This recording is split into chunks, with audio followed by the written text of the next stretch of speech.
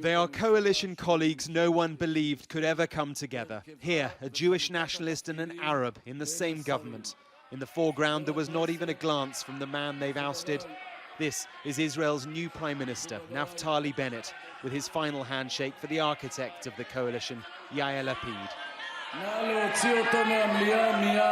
The jeers are a hint of just how hard-fought this was and how fragile it is.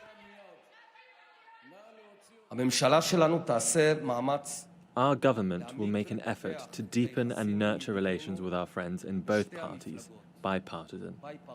If there are disputes, we will manage them with fundamental trust and mutual respect. The moment marks the end of an era for Israel. For 12 years, Benjamin Netanyahu has been ever present, the longest-serving PM in Israeli history, divisive, a master of politics, and defiant to the end. לא פחות חשוב. We'll be back soon. So what of his legacy? We were never friends. I never liked him. I never felt close to him. I never felt that he is a genuine human being. Ehud Olmert was Prime Minister before Netanyahu. They were both from the same party once.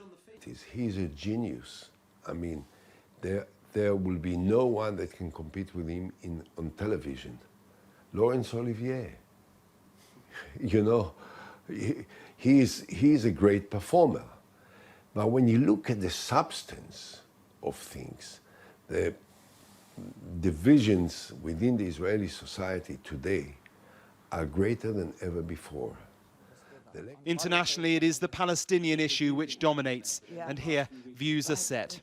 I think Netanyahu's legacy has been one of the most, if not the most destructive legacy for Israel, for the whole region. And I think in many ways by legitimizing fascism and violence and manipulation and control, as well as corruption, that he has created a situation where the chances of peace have become all that more difficult, if not impossible. The victors are always more vocal than the losers, and in central Tel Aviv they celebrated the end of an era. Back in the Knesset, a handshake from a man not used to losing to the man who has replaced him by a margin of just one vote. He will serve 2 years as PM before handing over to centrist Yair Lapid. That is, of course, if this bizarre cross-spectrum coalition lasts that long. Mark Stone, Sky News in Jerusalem.